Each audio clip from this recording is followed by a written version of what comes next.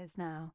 She hated the way this still happened to her occasionally, the sudden loss of control, as if someone had stamped on her accelerator pedal when she'd always thought of herself as a calm and level-headed person.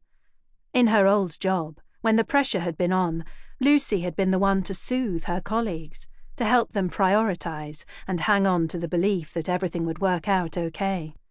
"Panicking won't help," she'd often say during meetings. "There's nothing that can't be fixed here. No one's died." But now, the smallest thing could set her off. She had cried in frustration the other day when she'd tried to buy bread in the village and discovered that she'd left her purse at home. A few days earlier, she had kicked the garage door violently when she couldn't get it to shut properly, which was perhaps unwise of her, considering it had smashed down on her head last year. But this wasn't a small thing, like a forgotten purse or temperamental garage door. To Sam, it would be enormous. "Mum," Lucy said steadily, "please try and remember which one you put them in." Someone on the road caught her eye. It was Lucy's neighbour, Irene, strolling by. She waved over the gate, and, distractedly, Lucy waved back. "They're not in the bin," Anna murmured. "Come with me." They walked around to the side of the shed, where Anna pointed towards the pile of shrub clippings. "I brought them out in a bag, then tipped them over there," Anna explained. "What? You just scattered them?" "I know what you're like with recycling," her mother mumbled. "You don't like things going to landfill, do you? You're always saying that." Lucy scanned the pile of foliage. None of Sam's exhibits were immediately visible. Perhaps they'd slipped down through the gaps, or her mother had scattered them more widely than she'd realised. For crying out loud, she wanted to yell. What kind of idiot would throw out a child's precious things from his bedroom? She started to delve through the pile, scattering twigs, barely noticing that her hands were becoming scratched as she raked through the greenery. "I'm sorry, love." Her mother looked quite distraught now. "Are you sure this is where you threw them?" "I think so. Now I'm not sure. Is it really important?" "Of course it's important."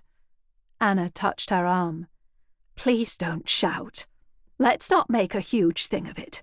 It was just a mistake." "I'm sorry, Mum. I'm just upset."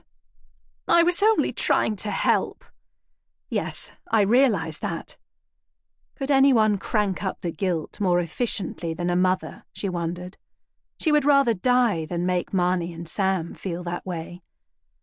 "I'll make it up to him," Anna added. "I'll buy him a—" She paused. "What's he into these days?"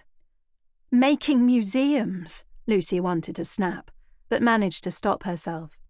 Anna had never been terribly in touch with the children's latest whims and obsessions.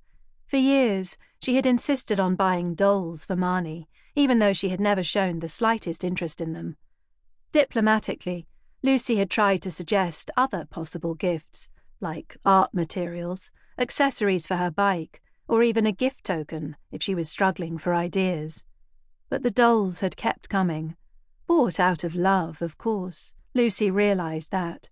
Dressed in their gauzy outfits, with their pouty mouths, and Lucy hadn't had the heart to ask her to stop.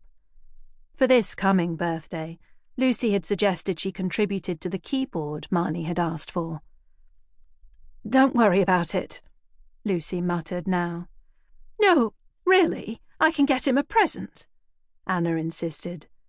"It's fine," Lucy said, wishing they could rewind to the moment when her mother had arrived earlier that afternoon and start over again. Anna was a fusspot, but Lucy knew she loved her, and she did only want to help. Maybe cleaning and tidying were the only ways Anna could think of to lend a hand. If she had been able to think straight, Lucy would have reminded herself that, as a bereaved daughter, she probably wasn't easy to be around these days. Her mother wasn't to know how important those tiny finds were to Sam. She hadn't been there when he'd found that delicate skull lying on the path in the woods. Was it from a shrew, they'd wondered, or a vole? Sam had